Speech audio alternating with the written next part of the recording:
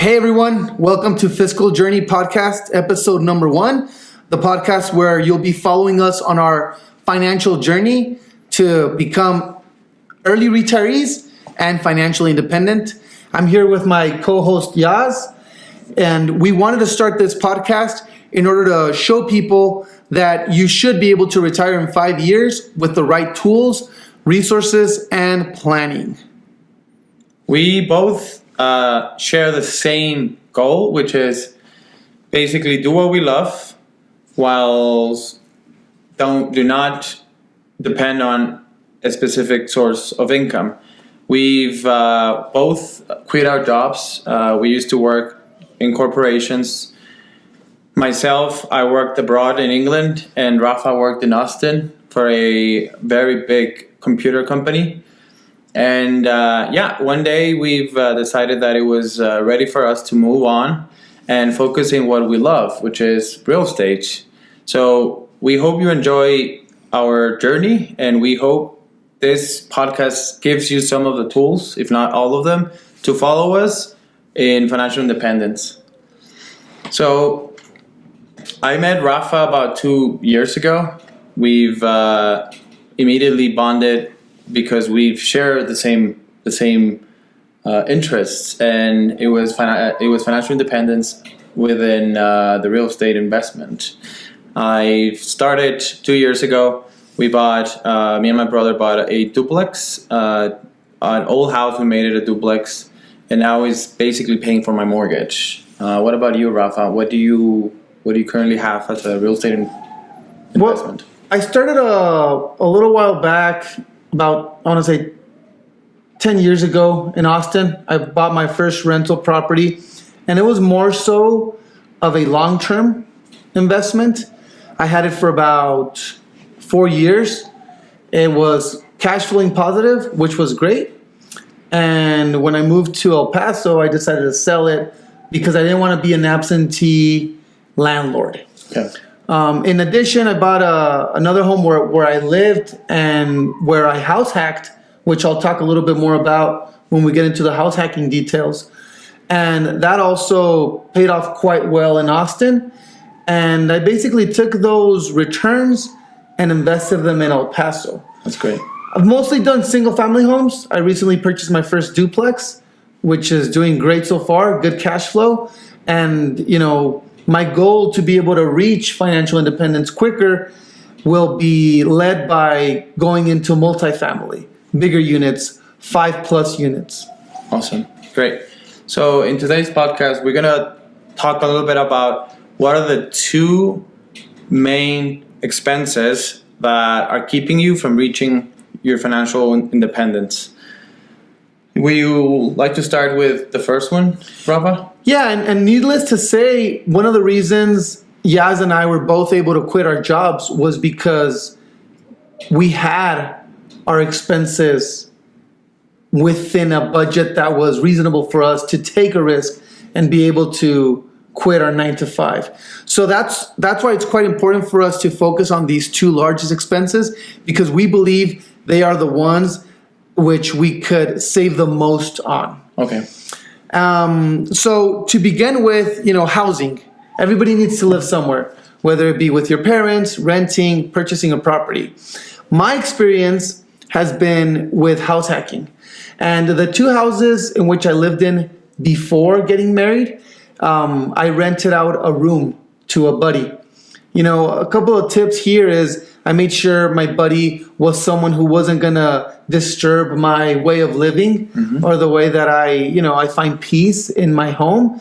And also someone that would be able to cover approximately close to 50% of my mortgage payment. Not exactly, but if I were to go back and do it all over again, instead of just renting out one of the bedrooms, I would have rented out 2 of the bedrooms. And at that point, my mortgage payment would probably be 20% of what I was having to pay the bank. So just to clarify, Rafa got a mortgage. You move into a house and you invited someone to come and be basically your roommate. Correct. And they were paying you to live there. So you were able to reduce your overall expenses by about 50%, which is a great. On my end, I used to live in the UK. In the UK, housing is extremely expensive. I was living in about a £600,000 house. I was able to rent it, and this house had 3 extra rooms, which I sublet, I sub-rented these rooms, and I was able to live in a beautiful house with a fantastic backyard, where we've spent most of our Sundays grilling. For a fraction of what would have cost me to live, similarly. So let's go there for a second. If you were to rent an average 1-bedroom apartment, where you were in London, right? You were in London? I was in Surrey, which is the region just south of London, but it's one of the most expensive regions. So how much is an average 1-bedroom apartment there? So this was about 4 years ago. An average 1-bedroom apartment would have cost between 900 to 1,100 pounds plus all the bills and expenses. So we're talking about 1,300 pounds. And how much was with your rent hack that you had? How much was what was your payment with renting out the 3 bedrooms? So the rent of this property, which was a 4-bedroom house, was 1,800. Okay. I had to pay as well the bills, the gas, the water, the electricity, and the internet. Overall, it was about 2,300 pounds. Okay. And I divided the rooms up, and I would classify them depending on how big the rooms were. I would charge. The biggest room was this beautiful master bedroom. That one was about 700, which was great. It had its own floor. And then there's a second bedroom, which I rented it for about 600. And then a smaller one for about 450. And the tenant in that room, he was only there from Monday to Friday. So it was great. And that gave me the option to bring in the colleagues or friends that I wanted to be close to, so it was a really good experience. So what was your expense at the end of the day, more or less, on average? I think I was paying about 400 pounds, and I had a master room. I had my own shower, I had my own privacy. It was fantastic. The kitchen was just beautiful. It was big. Had a fireplace. This house was like $1 million in the US currency. So you're basically paying about 1/3 of what you would have spent if you had a 1-bedroom apartment without roommates, without this and that, and you didn't own the property. So you were able to basically reduce your expenses without purchasing a property. Yeah, which I think is great, and I think for cities where rents are crazy expensive, that's a great hack right there. So our belief is, if you sit down and understand what is your current situation in housing, and try to think if you can use either one of our strategies. If you're renting, why not try to move to a bigger apartment or a bigger house, and try to understand if you can lease out or rent out those rooms. Or again, if you own the house, don't think that nobody wants to live with you. You just put a post on Facebook, Craigslist, Realtor.com or whatnot, and try to understand what sort of crowd can you bring, and you can do a market analysis on how much rents go for a room and not, and like Rafa did, he lived just by renting one room. He was able to save 50% on their housing expenses. So it was really good. Yeah, and not only that, obviously every market is going to be different, but try to analyze your market and see what fits the market and what fits your lifestyle. If you're married with kids, it may not be the best option to rent out a bedroom to someone else, but there's always the option of purchasing a duplex. living on one side, renting the other. Just what we're trying to do here is train you to think outside the box and be able to ask yourself, how can I reduce my expenses and potentially make an investment out of it? And that's a great point that you brought about a duplex, meaning 2 units. Or why not think in scaling and thinking about a triplex or even a fourplex, where you own the entire building, there's 4 doors, meaning 4 apartments, and you lease the other 3. In most of the cases, you're going to live for free. Basically, they're going to pay for your expenses, your mortgage, your taxes, whilst owning the real estate, which is, at the end of the day, after 15, 20, 30 years, depending on what your loan is, you're going to fully own, and you didn't have to pay a dime because you were clever enough to follow what the house hack is. So that's a great strategy, guys. And I want to talk a little bit about what another strategy you could do, and it goes with transportation costs, which is the second biggest expense. We talk about housing. Transportation, on the contrary, you would never think that there's people out there that believe that their cars is an asset. What do you think about the people that think about a car being an asset, Rafa? Well, just a general rule of thumb for me that I've learned to read is whatever I'm purchasing, whether it be a vehicle, whether it be a house, whether it be whatever it is it bringing money into my bank account or is it taking money out? If it's bringing money in, I consider it an asset, an investment. If it's bringing money out, it's an expense. There are certain things you can purchase that eventually go up in value, even though they're taking money out, but until they bring back the value, it's going to be an expense towards you. And I think transportation tends to be a very big expense because the financing is so readily available.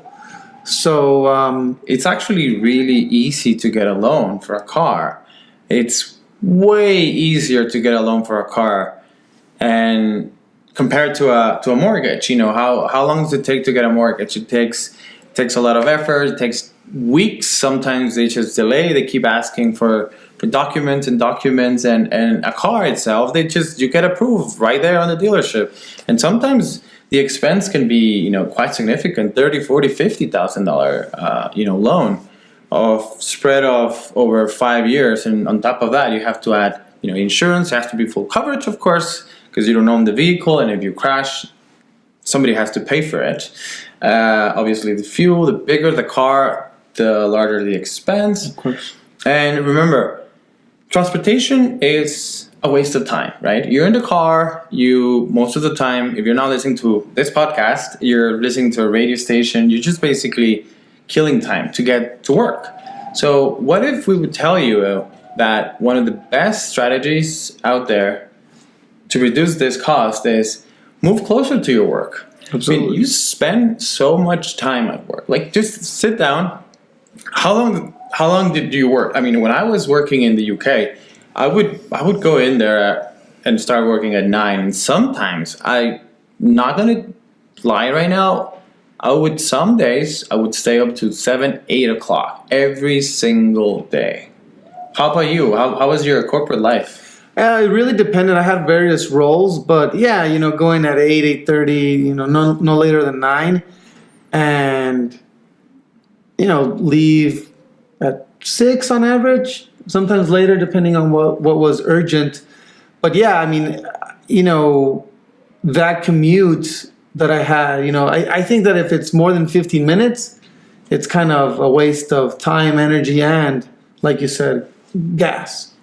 You're just killing time while driving this machine that's burning cash. Like, just right there. It's just burning cash. So our suggestion on transportation cost is, when I was all of my cars, basically, I've acquired them through either an auction site, and we can talk a little bit about that, or I would save the money and then buy the car. That way I don't have to worry about finance, and that reduces my cost overall. And of course, I'm not going to buy a brand new car. I've always bought my cars that are used, that the depreciation was already taken into consideration, right? Because we know that once you buy a brand new car, the second you basically drive it off the lot, it depreciates. Depreciates. It could be 10%, it could be 15%. It depends totally on the condition of, or the brand and make of the car. What do you think about that? Yeah, so in addition to that, I mean, if you're saving up money to buy a vehicle, like you said, odds are it's not going to be a very extravagant vehicle unless you're able to save a lot of money very quickly. And even if you were able to save a lot of money very quickly, is that where you want to put the money you've saved, right? Like the majority of it. So I would say buying cash would be great. We understand that sometimes that's not an option for everyone, because if you need a car today and you don't have the money today, you may need to, get a loan. But my suggestion would be, assuming you have to take out a loan, pay it off as fast as you can and keep it as long as you can. In my particular example, I purchased the car I currently drive in 2009. So I'm going on 10 years, and I haven't had a car payment in it's going to be about 7 years. And I'm still very hesitant to get a new vehicle just because I'm still comfortable with not having a car payment. I don't want a car payment. That's unbelievable. 10 years driving the same car. I admire you, to be honest, Rafa, because the mentality nowadays is a 2-year-old car. It's old now for people. So they're always just thinking of upgrading without thinking the consequences of, what if I save that money and, in 2-3 years, when I have my $25,000-$30,000, I can buy a property, an investment property. I can buy a duplex. I could buy a triplex, depending on your market, of course. Yeah, absolutely. I mean, I'm not trying to brag in any which way, but the last 2 properties I purchased, I had to put a down payment, right? As most of us do. And, that could have been a very nice, luxurious car. But again, was it going to be bringing money into my bank account or out? Exactly. And that's the biggest difference. I think that a vehicle is a tool, and, a lot of us need transportation.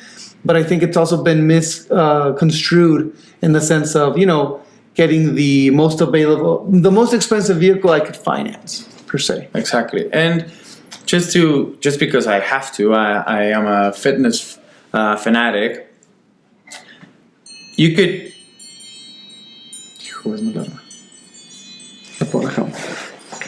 ¿Lo puedes cortar? No, déjalo. Sí. Perdón. Si quieres volver a repetirlo de fitness, you could, the casting you could.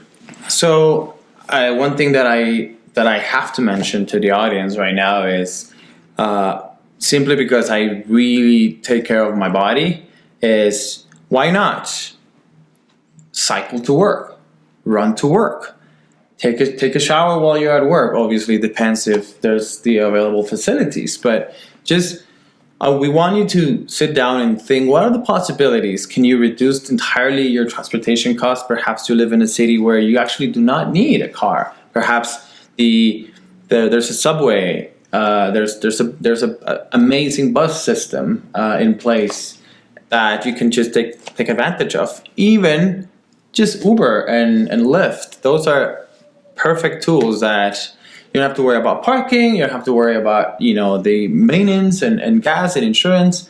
And sometimes it's even better not even having a car.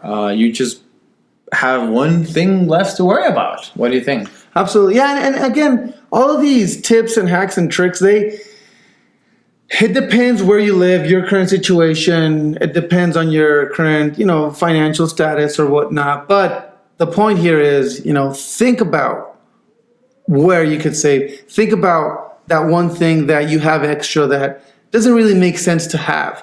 And think about how you can make your life more financially efficient to prepare yourself to one day, change careers, or to one day not have to work, and think of your purchases as either on something that's going to be bringing money in or out of your bank account. And if it's going to be bringing money out, try to limit that as much as you can. And as we progress through this journey, you'll see how all of these things that we've done, are going to allow us to retire at a very young age without it changing our lifestyle completely. I think we're pretty close to time. I don't know if you have any closing statements for our viewers. Just to wrap up, I would like just to bring back the two biggest expense that are limiting you and that were in reaching financial independence. Is the first of all is housing. It's our biggest expense that we talked about house hacking and the strategy that I did. We can call it rent hacking. We talk a little bit about what you could do if you want to buy an investment property, live in it, and then rent either the rooms or the units, depending on how big the investment property is. And the second biggest expense is transportation. We talk a little bit about what you could do, pay cash, pay it off if you're financing it, and keep it as long as you can. Because what Rafa would said, if it's not bringing money in to your pocket, you're basically wasting money and you're prolonging the time it will take for you to become financially independent. Absolutely. As an action item, if you all feel free to comment, send us a note. If you have a certain situation you would like us to review and basically suggest what we would do in that scenario, feel free to let us know and we'd be more than happy to help you all. Thank you, guys. Until next time.